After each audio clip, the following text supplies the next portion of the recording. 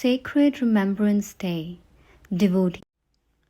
2nd June 2023 is our most revered, universally worshipped, the Fourth Holy Master's Sacred Remembrance Day.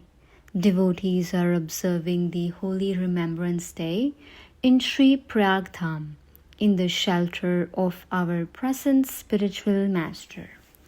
On this pure occasion, on behalf of all devotees, we bow down in full reverence in the lotus feet of our most revered and universally loved, the Fourth Holy Master. As we heard in holy sermons today, the spiritual master incarnates in every age for the welfare of humanity. In today's age, our holy masters have incarnated on this planet for our welfare. The holy masters work persistently to achieve this mission. Holy saints incarnate for the good of the world, take us across the worldly ocean on the ship of the Word. One who comes and seeks their shelter, sorrows fly like a bird, granting the treasure of divinity to the soul, hearts, and minds graced.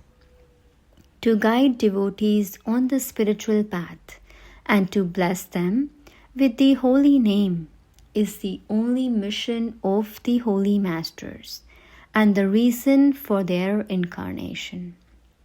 The holy master often says in holy sermons that their aim is to relieve devotees from the illusion and lies of this world and provide that holy treasure which can't be found in all three worlds.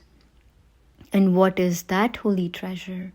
The Holy Master proclaims that the holy name and devotion of the spiritual master is that holy treasure which makes all the wealth of the three worlds seem incomparably small.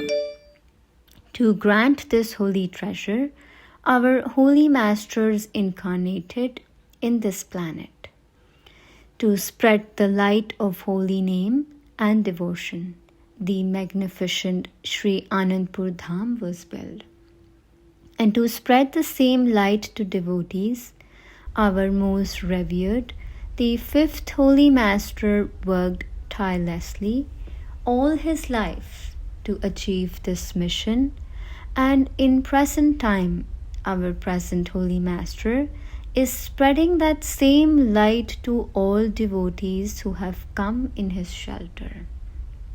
Once the Supreme Fifth Holy Master was returning from Toronto to India and had a halt for a day in Switzerland. There were some devotees who used to stay there, and thus they had organized a satsang program that evening.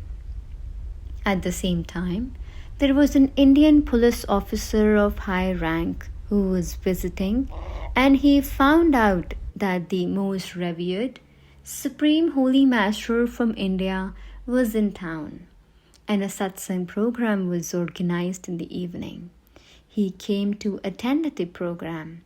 After the holy sermons, all devotees present there stood in a lane to seek the blessings of the Holy Master and take the holy offerings. When it was the police officer's turn to seek the blessings, he introduced himself, saying that he is a high-ranking police officer from India and worked a lot with Pandit Jawaharlal Nehru and Mrs. Indira Gandhi. He served the nation and received many medals for his service. After listening to him, the Fifth Holy Master told him that you have served the nation and it is great what you have done. However, tell me, are those people who rewarded you with all the medals still in this world? He replied, no, they are no longer here. The Holy Master then asked the police officer if he had received any medal with which he could stay in this world forever. The police officer then responded, saying that no one has been able to stay in this world forever. The Almighty Holy Master further asked him if he would be able to take the medals that he had earned along with him to the Lord's court in heaven when it is time to leave the world, and whether these medals would earn him any respect in heaven. The police officer was left speechless. The Supreme Saints reveal the true path to God to the beings. As it is also quoted in scriptures, the Holy Saints incarnates to show us the true path to God. The Holy Saints incarnate in this world for the sole reason for guiding their devotees towards the true path, so that the devotees can make their lives successful. However, the Holy Master enunciated that these medals would not go with the soul. Instead, utilize the time to earn such a medal that will earn you respect, not just in this life, and also in the life after. A medal that stays with you in the inside as well as the outside. The Holy Master then asked, "What is such a medal?" It is the medal earned from practicing the holy word. It is the medal earned for true and sincere devotion to God. The medal is only earned from the lotus feet of the Supreme Saints of the time. Hence, the Supreme Saints incarnate so as to provide the devotees with the devotional earnings that the devotees desire. It is said,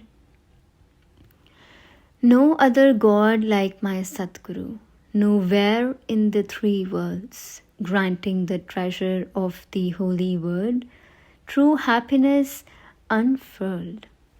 The medal is such that it is a treasure of true devotion and a treasure of the holy word, which was and is only bestowed by the holy saints upon their devotees. It is only with the Lord's Almighty's grace that the devotees can be blessed with the medal of devotion. In order to earn the fruits of devotion and the holy word, and to earn this medal, the most gracious His Holiness, the Fourth Holy Master, enunciated that a devotee must inculcate 4 good qualities in them. What are the 4 good qualities?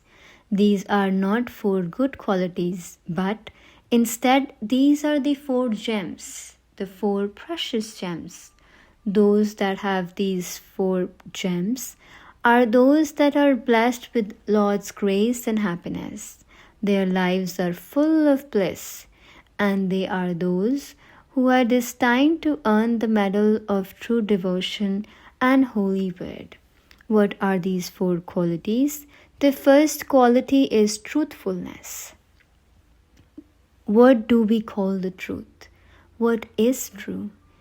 The most gracious, benevolent, the present Holy Master during his holy visit to the holy shrine of Sri Santnagar enunciated that true is the Holy Master, true is the thought of the Holy Master, true is the holy word, true is the holy instruction, true is the love of the Holy Master, true is the devotion, true is the service to the Holy Master.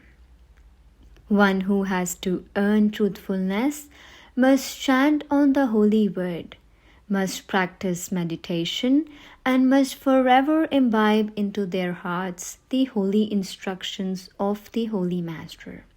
One must fully connect their hearts with the holy word that has been graced unto us by our Lord Almighty, and must earn by practicing the holy word.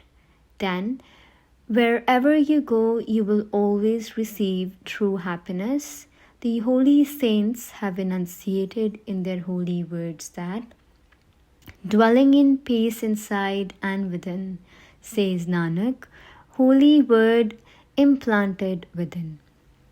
Those who settle the thoughts of the Holy Master settle the holy word in their heart. They shall experience true happiness both inside and outside. They shall experience divinity in this world and the afterworld. To guide us in the path of devotion, to help us earn the truth, the holy saints incarnate in this world and inspire us to earn the true wealth, the true holy word, to imprint the Holy Master's holy image in our hearts, and to chant the holy word in every instance of our life. This is why the gracious Holy Master enunciates in his holy instructions and reminds us multiple times to perform 2 hours of meditation. This is the only wealth that can be taken along after life comes to an end. Everything else that can be seen, heard, and perceived is all false and fabricated. The Holy Master enunciated that true is thy holy word, while untrue is the depictive world. One unites with the Almighty Lord, while the other leaves soul disturbed. This means that the holy word is the only truth. The holy word is the only earning that will go along in the life after. The rest is all an illusion, which is visible around us, which may promise to be real and our own, but it is not.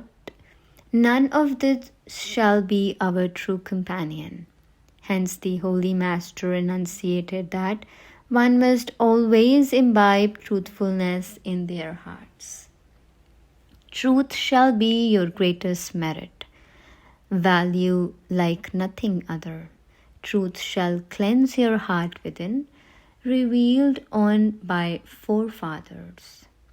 Those whose hearts are filled with truth, the Lord Almighty will forever be enthroned in their hearts, exactly how the gracious present Holy Master is seated in front of us on the beautiful holy throne. Second quality is wisdom. Beings are blessed with wisdom by coming to the lotus feet of the Holy Master. By coming here, the beings develop conscience to differentiate between truth and lie, to differentiate between what should be accepted from what should be rejected, and also decide between what truly belongs to them and what does not. The true saints enunciate that while following the true path to devotion, by following the path of truth, devotees must always live in happiness and goodwill with everyone around. Just like how the dear hearts of the Supreme Saints are filled with goodwill and welfare of their devotees, and they desire the well-being of their devotees who seek shelter in their lotus feet. The present Holy Master recently, in his holy words, helped us realize the importance of the holy word that has been gifted to us by the All-Supreme, the All-Magnanimous, universally worshipped, the first Holy Master, Shri Paramahans Dayalji. And the holy words bears the power to help us cross the worldly ocean of sufferings. The Supreme Saints are very positive and thoughtful about their devotees, and when they shower their blessings, they shower them with utmost grace, such that no devotee returns empty-handed. Hence, every devotee, after having received the Holy Master's blessings, and after having consumed the syrup of true devotion, continues to trend on the path with complete faith. The Holy Masters desires that true devotees have goodwill in their hearts for everyone around. May there be none with any feeling of jealousy or grudge, because all of these emotions make the minds full of filth. Those devotees whose hearts are always attached to the Holy Master's lotus feet are automatically sanctified. The God has very coherently said that pure-hearted souls are dear to me. Depiction, fraud, and dishonesty I detest. When a devotee exhibits a feeling of welfare for all and prays for their well-being, exhibits compassion, he also inhibits these small qualities onto himself. It is also said that one who raises hands every once to pray for someone, thousands of other hands are raised for them in return. Not only are the hands of other people raised for him, but also the holy saints of gods are raised to bless that person. Third quality is value of time. Most gracious and benevolent, the fifth Holy Master used to enunciate in his holy words that the devotees' time is very precious. Why? This is because the devotees have been blessed with the shelter of the lotus feet of holy saints of the time. The devotees have been gifted with the opportunity to be associated with the holy shrine of Shri Anandpur Dham. The opportunity to be called a devotee of all the Supreme, the First Holy Master, Shri Paramahansa Dayalji, and with the Holy Master's grace, the devotees have also been blessed with the extremely fortunate moment in time to seek devotion through chanting of the holy word. Hence, the Masters must be responsible enough to value every moment, every instance that he has received. The rest of the world may lavishly be wasting their time. All that a worldly being earns is only useful in this world and stays in this materialistic world. However, the earnings of a devotee, the earnings of every breath, stay with him even in this life after and protect him until the very end. The Supreme Saints clearly enunciated that if you want to trade each breath for gold, you must offer rubies red and bold. But still it is not worth the deal. Each breath is precious, that's how you should feel. This life is not for wasting away. Time will not come back another day. With every breath that slips your hand, your life is leaving with it. Understand. Your priceless wealth is being spent and you don't even know it, oh man. This life is not for wasting away. Time will not come back another day. All the materialistic objects in this world can be purchased with money. One, if not another, and it goes on. However, the time that is lost never returns. For this very reason, the holy saints clearly remind us that the time that we have received is invaluable and extremely precious. The time that we have is a blessing from the All-Supreme, the All-Effulgent, the First Holy Master, Shri Paramahansa Dayalji.